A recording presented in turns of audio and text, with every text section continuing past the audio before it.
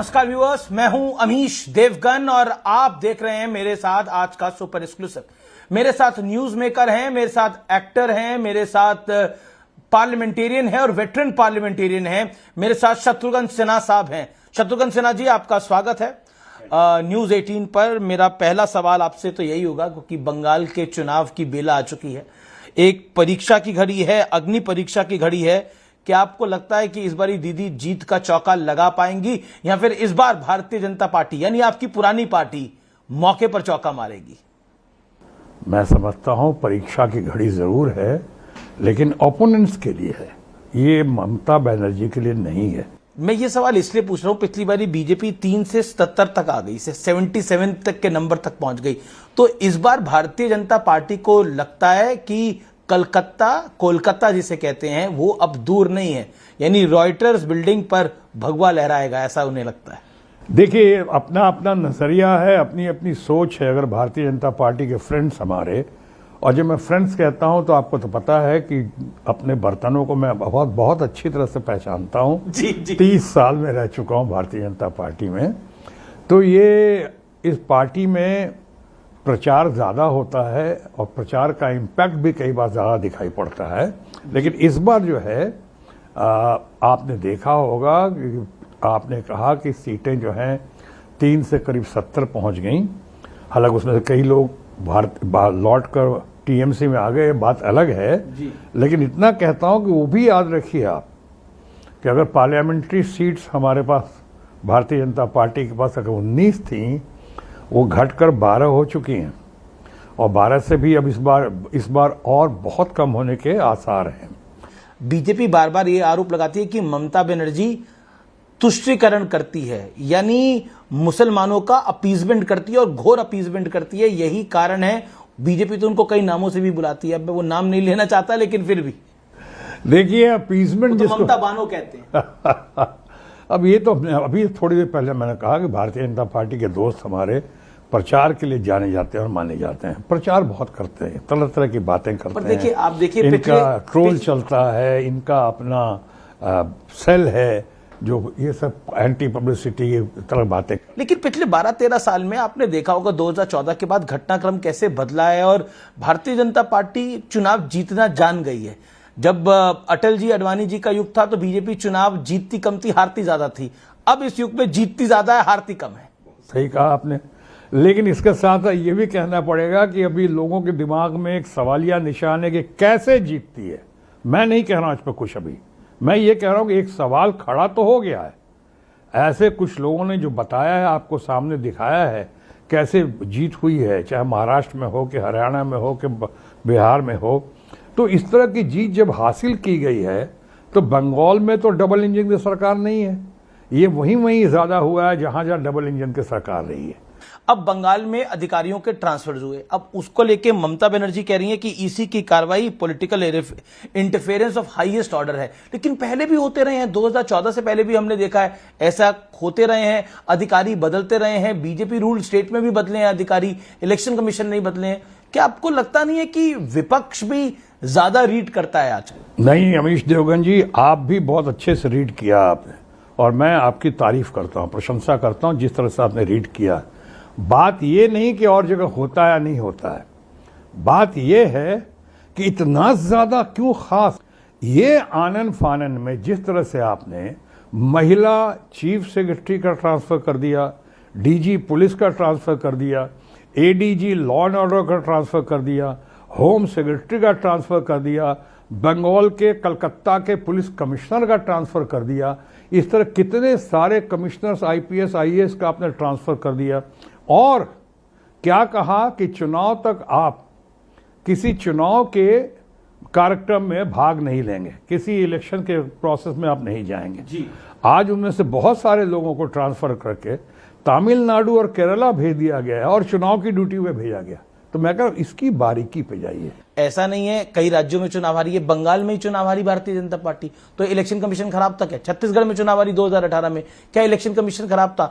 तो जहां जीत जाते हैं वहां इलेक्शन कमीशन सही हो जाता है, जहां हार जाते हैं वहां गलत हो जाता है। जहां हार जाते हैं, जहां कई बार जहां जीते हैं वो कह सकते हैं despite, in spite of drama जीते हैं, और उसके बाद बहुमत जब सामने आती, जैसे इस बार बंगाल में कुछ भी कर ले, बंगाल में ममता जी की जीत होगी क्योंकि बहुमत उनके साथ है, वहां की जनता, जनार्दन का आशीर्वाद है ममता बनर्जी के साथ, और इसलिए वो जीतेंगे। एक मेरा प्रश्न है, क्या वापस बीजेपी में कभी जाएंगे अगर मोदी जी बुलाएं? नहीं, मैं व्यक्तिगत तौर पे मोदी जी को मैं अपना मित्र मानता हूँ, हमारी पुरानी दोस्ती है, और मैं इसलिए आप देखते हो कि मैं हमेशा उनको बहुत रेस्पेक्ट के साथ, दोस्ती के साथ उनका जिक्र करता हूँ।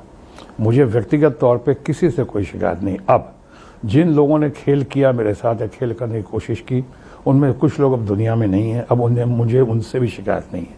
लेकिन मैं ये ज़रूर है कि भरी जवानी में स्टारडम में या सुपर स्टारडम में बगैर टायर्ड और रिटायर्ड हुए, बगैर फेल और फ्लॉप हुए, मैं भारतीय जनता पार्टी में, भारत की राजनीति में आया, भारतीय जनता पार्टी में आया, अपनी सामाजिक जिम्मेदारी के तहत आया, और सामाजिक जिम्मेदारी के तहत आया। भले कि वैसे बीजेपी ने भी आपके साथ बहुत बुरा किया था, आते ही आपको राजेश खन्ना के सामने चुनाव में लड़वा दिया था।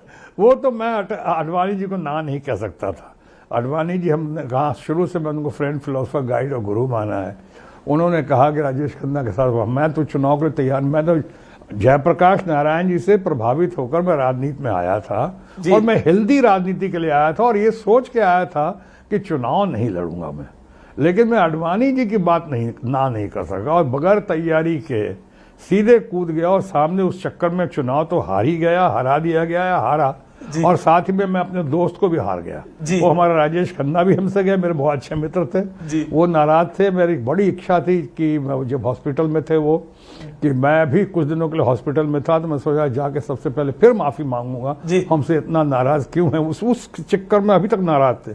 लेकिन जब तक मैं जाता, मेरी बेटी सोनाक्षी ने मुझे खबर की कि राजेश खन्ना भी दुनिया में नहीं रहे, तो मैं गले लग के उनसे रो के माफी मांगना चाहता था कि मैं तुम्हारा दिल अगर दुखाया तो अब माफ कर दो, बात खत्म हो गई। मैं अब आज की राजनीति पे आता हूं। आपने बोला प्रधानमंत्री मोदी आपके मित्र हैं, लेकिन जब ऑपोजिशन के लीडर राहुल गांधी उनको कॉम्प्रोमाइज्ड बोलते हैं और कुछ लांछन लगाने का प्रयास करते हैं, क्या कहना चाहते हैं? आरएसएस की बैकग्राउंड से आते हैं नरेंद्र मोदी, आप उनको बतौर सीएम दे चुके हैं, आपने नमो और सुशील मोदी को सुमो दिया था, मुझे याद आता है। मेरा टाइटल मेरा ही दिया हुआ है, नमो। तो आपके नमो को जब कोई कॉम्प्रोमाइज बोलता है तो how do you see it? नहीं, मुझे ये पॉलिटिकल मामला है। पर आप इसको कैसे देखते हैं? नहीं, हमने नहीं कहा है। पर आपको लगता है सही है ये बयान? मैं कहने वाला सही और गलत का, आपकी अपनी निजी राय क्या है? मेरी निजी राय कि मैं उन बातों पे नहीं जाऊंगा, क्योंकि वो पॉलिटिकल है, एक्सप्रेशन पॉलिटिकल है, कुछ उसके पीछे तर्क है, कुछ कारण है। वो भी लीडर ऑफ द ऑपोजिशन है राहुल गांधी, और बहुत पॉपुलर लीडर ऑफ ऑपोजिशन है। सरेंडर कहना सही है कि सरेंडर कर गए नरेंद्र मोदी? आपको लगता है ये सही है? पहले एक बात बताइए, इतना इसको तूल क्यों दिया जा रहा है? कोई प्रधानमंत्री होने से या कोई मुख्यमंत्री होने से, चाहे मैं भारत का हेल्थ मिनिस्टर था, उससे होने से कोई बहुत विद्वान तो नहीं हो जाता। बिल्कुल ऐसा नहीं होता। मेरी जो क्वालिफिकेशन है तो वही रहेगी। पर देश का अगर प्राइम मिनिस्टर सरेंडर कर रहा है तो देश ही सरेंडर कर रहा है। प्राइम मिनिस्टर किसने बनाया है?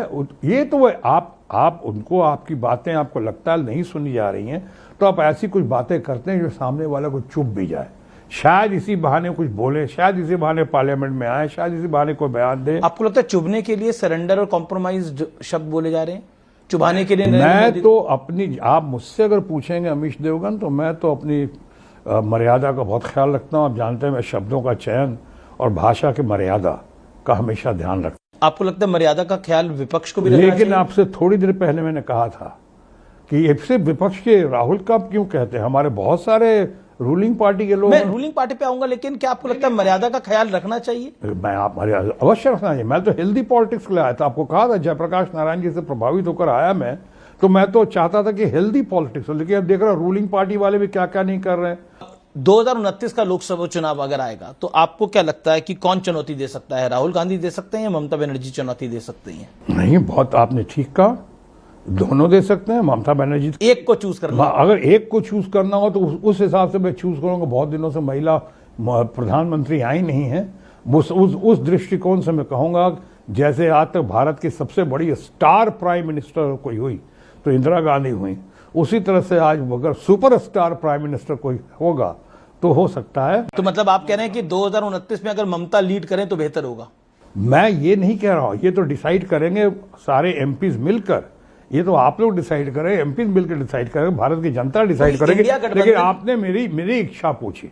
मेरा सवाल डायरेक्ट ये है कि 2029 में ममता जी को लीड करना चाहिए, नहीं करना चाहिए? मैं मानता हूं कि ममता जी चूंकि महिला हैं और बहुत सालों से हमने किसी महिला को प्रधानमंत्री के तौर पर नहीं देखा है, और ममता जी क्वालिफाइड हैं, कॉम्पिटेंट हैं, एक्सपीरियंस हैं, ट्रायड हैं, टेस्टेड है, सक्सेसफुल है, इसलिए ममता जी को आगे आना चाहिए। बाकी तो निर्भर करेगा, डिसाइड करेगा इंडिया ब्लॉक पे, तमाम अपोजिशन पे, हमारे पार्लियामेंटेरियंस। जी, मेरा अगला प्रश्न है, अब आपके गृह प्रदेश पे है, वो बिहार पे है। बिहार में बहुत बड़ा परिवर्तन होने जा रहा है। नीतीश कुमार इतने वर्षों बाद सीएम हटेंगे, भारतीय जनता पार्टी, आपकी पुरानी पार्टी का सीएम आएगा। क्या लगता है आपको, ये कितनी बड़ी बात है? ये किस दृष्टिकोण से कहूं, बड़ी बात भी लगती है और बुरी बात भी लगती है। ये आपने कहा कि 25 से क्या 21 से 25 ने 25 से 29 फिर से नीतीश जी, तो आपने नीतीश बाबू के नाम पे, वो हमारे मित्र है, जैसे लालू यादव हमारे मित्र है, नीतीश बाबू भी बहुत अच्छे मित्र है, हमें तो बड़ा भाई कहते रहे कई बार। तो वो 25 से 29 आप नीतीश बाबू के नाम पे चुनाव लड़ते हैं, उनको लेकर आते हो, कहते हैं सीटें ज्यादा हो कम हो मुख्यमंत्री यही होंगे। तो ये आपने थोप दिया, ये आपने लोगों के जहन पे एकदम प्रिंट कर दिया। तो आपको लगता है बीजेपी का सीएम नहीं होना चाहिए, जेडीयू का ही सीएम होना चाहिए? नहीं जी, तो सिंपल बात है, मैं कहूंगा जिसकी मेजोरिटी उसका होना चाहिए। यहाँ अगर मेजोरिटी में कहीं लगता है तो जिसके पास ज्यादा कॉम्पिटेंट लोग हैं, ज्यादा एक्सपीरियंस है, जो बढ़िया लोग, जिनकी छवि भी अच्छी है, अच्छी छवि का आदमी होना चाहिए। तो बीजेपी में आपको कौन लगता है सीएम बन सकता है? एक अगर आप चॉइस देना चाहें, गिरिराज सिंह, सम्राट चौधरी, कौन हो सकता है? नहीं, अच्छी छवि का लड़का बहुत अच्छा है, वो गया है वहां से। मैं नहीं कह रहा हूँ सीएम और नो सीएम, वो तो आप डिसाइड करेंगे, आप लोग डिसाइड करेंगे।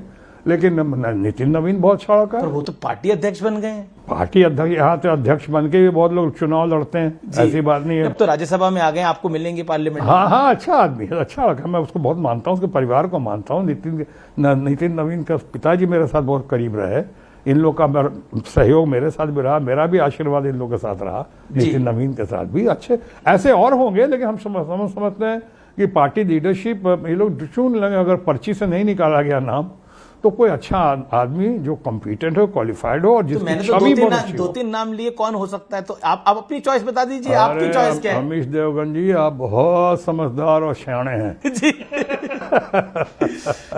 जी, एक आप नए नाम देना चाहेंगे? चलिए, देखिए, इस समय दुनिया में क्राइसिस चल रहा है, हम देख रहे हैं मिडिल ईस्ट में वॉर चल रही है, भारत भी इसका भी इस पर इम्पैक्ट आ रहा है। क्या कहना चाहते हैं? क्योंकि एक तरह से भारत सबके साथ बात भी कर रहा है, सबके साथ संबंध भी निभा रहा है और अपने लोगों का भला करने का प्रयास कर रहा है। क्या आपको लगता है ये डिप्लोमेसी में मोदी इफेक्ट है? What you say about it? प्रयास करने की कोशिश कर रहा है, लेकिन जैसे कहावत है, शो बिजनेस में या पॉलिटिक्स में, दोनों में सेंस ऑफ टाइमिंग बहुत इंपॉर्टेंट होती है जी। वही जो प्रयास अगर पहले किया होता, वही काम पहले किया होता, वही कॉन्डोलेंसेस आपने, शांति पाठ पहले किया होता आपने, तो बात कुछ और होती। लेकिन इसका लाभ ये हुआ, जो कि एक्सपर्ट्स मानते हैं, डिप्लोमेटिक एक्सपर्ट, कि भारत इजराइल के साथ भी बात कर रहा है, भारत यूएस के साथ भी बात कर रहा है, भारत ईरान के साथ भी बात कर रहा है, भारत ओमान, सऊदी के साथ भी बात कर रहा है, अपने हित साध रहा है। अकेला ऐसा देश है जिसकी इजराइल भी सुन रहा है और ईरान भी सुन रहा है। आपको नहीं लगता ये बेहतर रणनीति है, जहां आपकी दोनों पार्टियां सुने, जिनमें सेटलमेंट भी होनी है, वो भी सुन रहे हैं? देखिए, साथ नहीं देना भी कई बार अच्छा काम होता है। मनो, आप विदेश नीति आप ज़्यादा समझते होंगे, लेकिन विदेश नीति में अगर आप नॉन अलाइन हैं, अच्छी बात है, तो फिर टिके रहिए उस पर। और उस पर मतलब ये नहीं कि आप कहीं शोक संदेश नहीं दे सकते हैं। आप उस पर हैं, अपने को दूर मत कीजिए।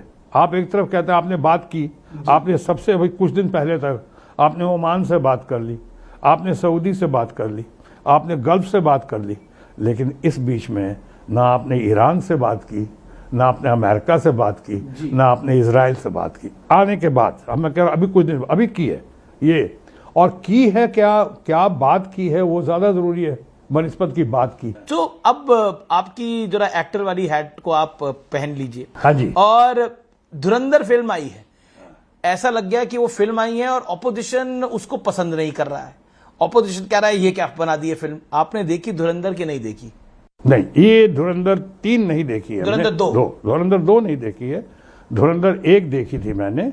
और मुझे तो फिल्म बहुत अच्छी लगी, मैंने ट्वीट भी किया था, मैंने लिखा था, पढ़ा था मैंने। वो तो हमने कहा प्रोपेगेंडा नहीं, वो तो film is a film is a film, जो उसमें अंदर एंटरटेनमेंट है, जो ग्रिप है, जो सिनेमैटिक ट्रीट तो है। एक जिक्र IC 814 का भी है, जब आप मंत्री होते थे, जब अटल बिहारी वाजपेयी की सरकार थी, जब वो हाईजैक हो गया था, जब अजीत डोल IB के चीफ होते थे, उसका भी जिक्र है धुरंधर 1 में। और धुरंधर 2 में उसी जहूर मिस्त्री को, जिसने IC 814 को हाईजैक किया था, उसी को मारा हुआ दिखाया है। पर आखिरकार विपक्ष के लोगों को धुरंधर 2 से इतनी दिक्कत क्यों हो गई? नहीं, उन्हें प्रोपेगेंडा एजेंडा क्यों लग रहा है? मैंने खुद दिल से कहा था और बहुत तारीफ की थी। मैं समझता हूं कि आज रोल मॉडल बनकर उभरा है आदित्य धर, इतना बढ़िया डायरेक्टर, इतनी बढ़िया फिल्म और ऐसी इंटरटेनमेंट, ऐसी ग्रिपिंग फिल्म हमने बहुत सदियों में नहीं देखी, शायद जमाने के बाद नहीं देखी। अभी धुरंधर 2 नहीं देखी हमने, लेकिन तारीफ बहुत आ रही है और रिकॉर्ड कमाई कर रही है। तारीफ भी आ रही है, कुछ कंट्रोवर्सीज भी आ रही हैं, लेकिन मैं इसके बारे में तभी कह पाऊंगा जब मैं देखूंगा। धुरंधर 1 आपको अच्छी लगी? बहुत अच्छी। तो अगर 1 अच्छी लगी तो मेरे को लगता है 2 आपको बहुत अच्छी लगने हो सकता है, व्हाई नॉट, हो सकता है अच्छी लगे। पर जो आपके फ्रेंड्स ही मैं बोलूंगा, जो धुरंधर 2 का विरोध कर रहे हैं, उनको आप क्या कहना चाहेंगे? नहीं, मैं जब देख लूंगा ना, नहीं, एक लाइन में कुछ तो कहना चाहेंगे? आप अगर चाहते हैं कि मैं कह दूं खामोश, तो वो अभी नहीं कहूंगा। वो अभी नहीं कहूंगा, लेकिन फिल्म देखने के बाद कहूंगा। मैं देख लूंगा। अच्छा, धुरंधर 1 क्या, जिन्होंने क्रिटिसाइज किया उनको आप क्या कहना चाहते हैं? नहीं, धुरंधर 1 का मैं समझता हूं जब मैंने तारीफ कर दी जी, जब मैंने तारीफ कर दी तो बात खत्म। अच्छा, तो उनको खामोश कहना चाहेंगे? नहीं, वो खामोश तो हो गया ना उसके बाद। जी। अगला प्रश्न मेरा यह है कि क्या आपको लगता है कि फिल्म्स को लेकर जो कंट्रोवर्सी क्रिएट करने का प्रयास होता है, कई सारी फिल्में आई, कंगना रनौत भी मेंबर ऑफ पार्लियामेंट है, उनकी भी एक फिल्म आई इमरजेंसी, जिसको लेकर बहुत बवाल हो गया। तो क्या आप कहना चाहते हैं फिल्मों के अराउंड जो कंट्रोवर्सी होती है, बिकॉज सिनेमा तो सिनेमा है, क्या कहना चाहते हैं? मैं व्यक्तिगत तौर पे इन लोग को मानता हूं, ये लोग स्ट्रगल करके ऊपर आए हैं, ये लोग ये मानते हैं कि जनता के द्वारा चुन के आए हैं और इन्होंने जिंदगी में स्ट्रगल किया है बहुत। तो लेकिन फिल्मों में रियल लाइफ और रियल लाइफ में अंतर होता है, उतना ही अंतर होता है जितना रियल लाइफ में और रियल लाइफ में होता है। कंगना रनौत ने अभी राहुल गांधी पर एक टिप्पणी करी, एक बयान दिया, राहुल गांधी के लिए बोला कि वो बहुत ही खराब हरकतें करते हैं, एग्जैक्टली कोट एंड कोट में बहुत ही मतलब बोला कि वो जिस तरह की हरकतें करते हैं महिला सांसद जो असहज महसूस करती हैं। एनीथिंग यू वांट टू से टू कंगना रनौत?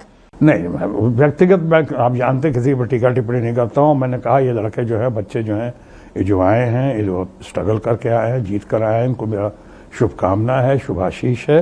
लेकिन हाँ, ये ज़रूर कहूँगा कि वो जीसस क्राइस्ट का वो डायलॉग याद दिलाना चाहूँगा कि किसी पे पत्थर फेंकने से पहले अपने गिरबान में भी देखना चाहिए कि पहले वो पत्थर फेंके जिसने खुद कोई पाप ना किया हो।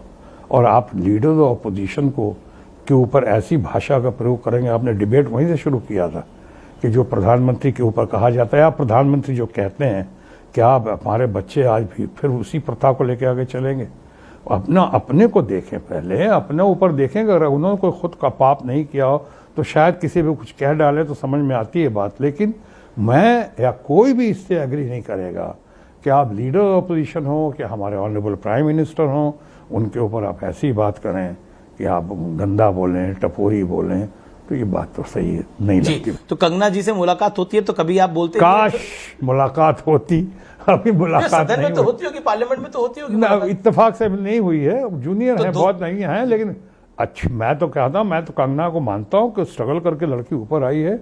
और उसे भी कहा जा सकता है, मैंने पहले भी कहा, she is a self made girl.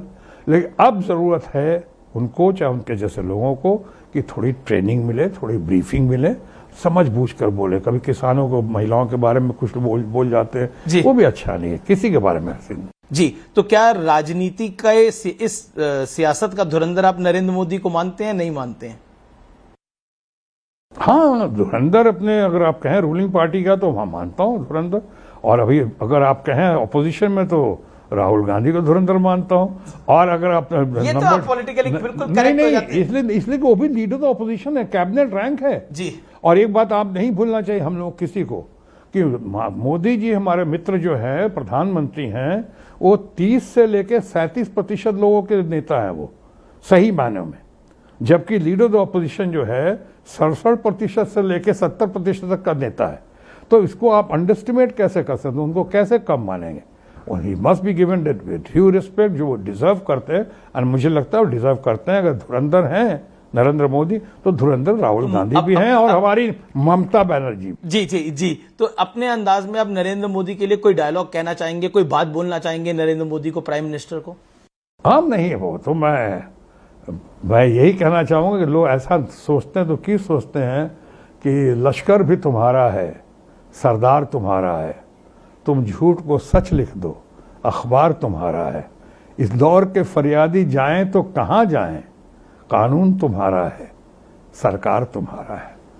और अगर आप राहुल गांधी के लिए कहना चाहें जी, कि राहुल गांधी को कहना चाहें, तो अब जो राहुल गांधी का जो तेवर देखता हूं, तो मैं कह सकता हूं एज एन ऑब्जर्वर कि आबरू पे आंच आए अगर तो टकराना जरूरी है, जो जिंदा हो तो फिर जिंदा नजर आना जरूरी है। आपके मुताबिक भोजपुरी इंडस्ट्री की मैं बात कर रहा हूं, रवि किशन, मनोज तिवारी, पवन सिंह, खेसारी लाल, इन सब में से बड़ा स्टार कौन है? एक अगर आप किसी को चुनना चाहेंगे तो रवि किशन, मनोज तिवारी, पवन सिंह या खेसारी लाल? आप मुझे, ये लोग मुझे बड़े भाई समान आदर देते हैं, सब बड़े अच्छे हैं, बहुत बड़ी इंडस्ट्री हो गई। अरे खेसारी लाल भी बहुत अच्छा लड़का है, रवि किशन को तो मैं रवि किशन को बहुत शुरू से बहुत मानता रहा हूँ, मनोज तिवारी वगैरह बहुत अच्छे हैं, ये लोग इतने साल से हैं। आप एक को चूज करना आपको पसंद? पवन सिंह भी बहुत, पवन सिंह तो सुना कि वो चुनाव भी लड़ने आ रहे थे आपके खिलाफ, पर फिर वो कोई बात नहीं, कोई भी लड़ सकता है। आप किसको देखना पसंद करते हैं? Choose one. मैंने बहुत ज्यादा फिल्में देखी नहीं है, लेकिन रवि किशन की जो फिल्में देखी हैं उसकी तारीफ हुई है, और एक लापता लेडीज आई थी, हाँ, जी, जी, उसमें भी उसकी बहुत तारीफ हुई थी। जी, जी, जी, तो ऐसे कलाकार के तौर पे रवि किशन को की फिल्म देखी है, इसलिए मैं उसको पसंद करता हूँ। रैपिड फायर राउंड में अगला सवाल है, विपक्ष का भविष्य कौन है? राहुल गांधी है, ममता बनर्जी है या अखिलेश यादव? अरे अखिलेश यादव तो बड़ा डायनेमिक है, बहुत ही जबरदस्त है अखिलेश यादव। उसका वर्तमान भी अच्छा, भविष्य भी बहुत उज्जवल है। लेकिन एक को मैं कैसे चूज करूं? आप चाहते हो कि बाकी लोगों से अब विपक्ष में भी लड़ाई करूं? रूलिंग में तो लड़ाई हो चुकी है, अब यहां भी कर। ठीक है। जेनजी में किसका ज्यादा क्रेज है, राहुल गांधी का या अभिषेक बनर्जी का? बंगाल में अभिषेक बनर्जी का डेफिनेटली। ओवरऑल तो राहुल गांधी डेफिनेटली, जो लीडर ऑफ ऑपोजिशन है भाई, 70% लोगों को रिप्रेजेंट करते हैं वो। और जेनजी बताए, ये सब अभी नेपाल के बाद हमारा अपना पड़ोसी देश नेपाल, ग्रेट कंट्री नेपाल, उससे निकला है जेनजी। जैसे मुशर्रफ एक बार आया था तो एक नया आप लोगों ने एक्सप्रेशन निकाला था, बॉडी लैंग्वेज क्या कह रही है मुशर्रफ की, याद है आप लोगों ने निकाला था ये जब वो उनका आगरा विजिट, आगरा समिट में आए, तो वो आप लोगों का निकाला हुआ था। और अभी जेनजी जो है इधर का निकाला हुआ है। अब मैं समझता हूँ जेनजी में बहुत ताकत है, काबिलियत है, और जेनजी अच्छा कर रहे हैं, और जेनजी जिसको चूज कर रहे हैं मैं समझता हूँ बहुत अच्छे लोग हैं, उनको चूज कर रहे हैं। अगला सवाल, कौन सी धुरंधर आपको पसंद है? कौन सी फिल्म आपको पसंद है? धुरंधर, पठान, एक था टाइगर या धुरंधर 2? देखिए, मैं धुरंधर तो मुझे बहुत पसंद आई है। ओके। पठान और शाहरुख खान जो उसका नेशनल आइकॉन है भाई शाहरुख खान, उसकी फिल्म तो मुझे बहुत पसंद है ही, लेकिन मैंने देखी नहीं ना, मैंने पठान देखी। धुरंधर आपको अच्छी लगी? धुरंधर बहुत अच्छी लगी। नरेंद्र मोदी की एक खासियत, उनका एनर्जी लेवल, अच्छे मैच नहीं कर सकते हैं। Know what can energy, God bless him. इस मामले में भगवान उनको हमेशा तंदुरुस्त रखें, मजबूत रखें, दीर्घायु रखें, और उनकी एनर्जी लेवल से हम सब लाभान्वित हों, देश लाभान्वित हो, यही मेरी कामना और शुभकामना है। आखिरी सवाल, आपके घर का नाम रामायण है, अभी आपकी बिटिया की भी कभी विवाह हुआ है, सब ठीक ठाक है? बिल्कुल ठीक ठाक है, बहुत अच्छा। लेकिन आप अमीश देवगन स्टाइल में इस सवाल को आप आखिरी में लाए हैं, तो मैं थोड़ा सा इसका जवाब दे ही दूं कि हम बहुत खुश हैं। सोनाक्षी की जो शादी हुई है, मेड फॉर ईच अदर लगते हैं दोनों। जहीर उनका जो हस्बैंड है और Sonakshi, they look absolutely made for each other. और सबसे बड़ी और सबसे अहम बात यह है अमीश देवगन जी कि हमने जो कुछ भी किया है, कोई गैर कानूनी काम नहीं किया है और संविधान के खिलाफ नहीं किया। बच्चे जवान हैं, बच्चे एडल्ट हैं, अगर उनकी पसंद है, वो खुश हैं, तो मियाँ बीबी राजी, तो क्या करेगा काजी। ठीक है, अच्छा, हमें उनका साथ देना चाहिए बच्चों को। मैं होल हार्टेडली और आपके चट्टान की तरह उनके साथ हूं।